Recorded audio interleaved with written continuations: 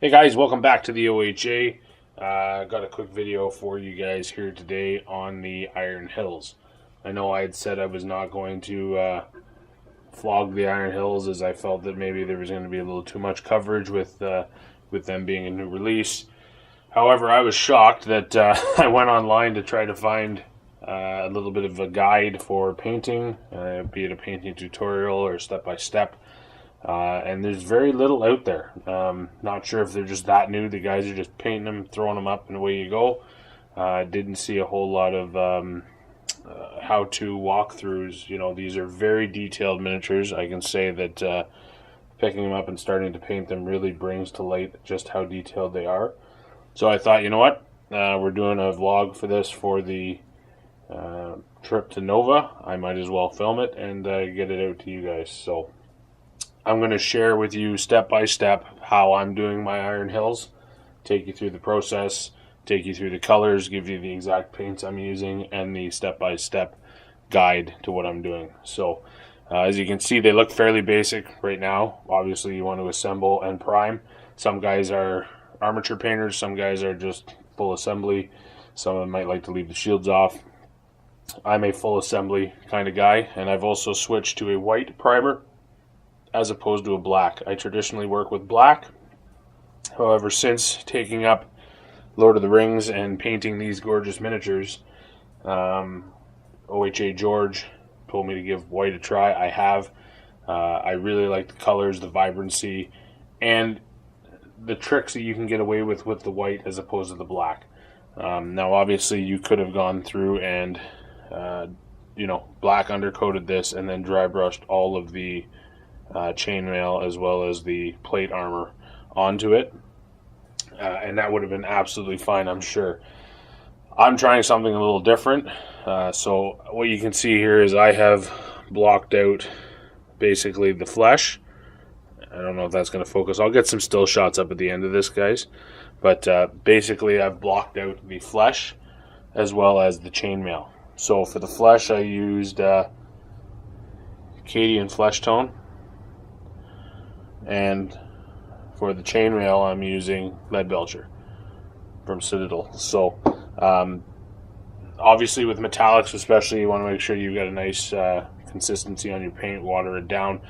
The trick I'm liking with using the white primer for the chainmail particularly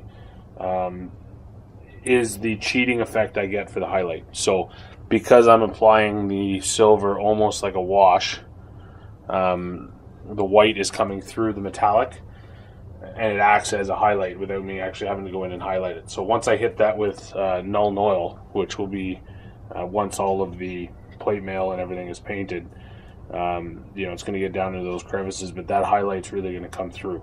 So arguable whether or not I'm going to have to do a final highlight with, say, a mithril silver or whatever the silver choice is going to be.